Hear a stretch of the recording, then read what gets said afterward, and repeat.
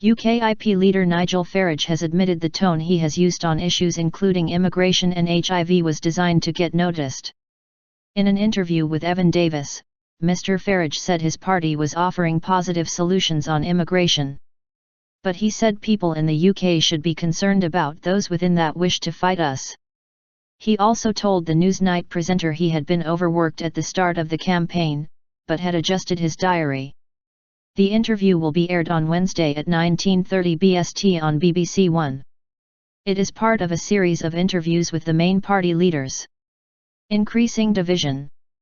Mr. Farage was asked about comments he made on US TV about immigration and ghettos in the UK following the Charlie Hebdo attacks in France.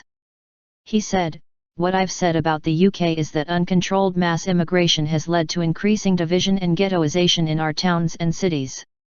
The UKIP leader said you could argue there are parts of the country where the police have withdrawn and Sharia law applied. And he said turning a blind eye to such issues had led to some of the most appalling sexual scandals that I think we've seen in our history. Ethical vision. Mr. Farage discussed immigration at length and denied criticizing Muslims. He admitted being happier with immigration from India and Australia than from countries that haven't fully recovered from being behind the Iron Curtain. On the tone of his comments, he said, "To wake people up to the truth of what is going on you sometimes have to say things in a way to get noticed."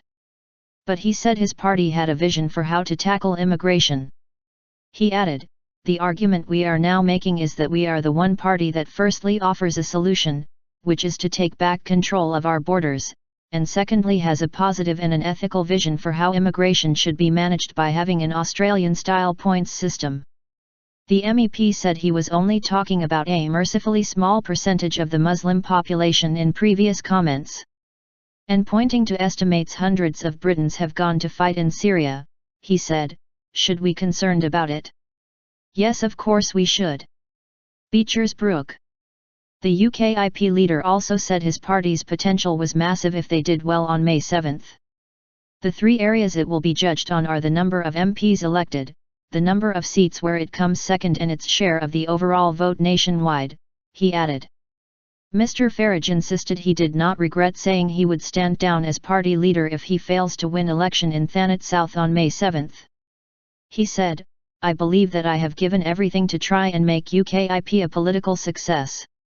But I have to get over the particular Beechersbrook. I am confident and I believe I will."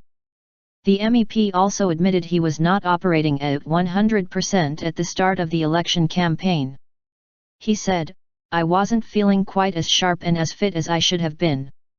I think that's because frankly in my enthusiasm for UKIP to succeed in this election I got my diary planning wrong and I was doing way too much."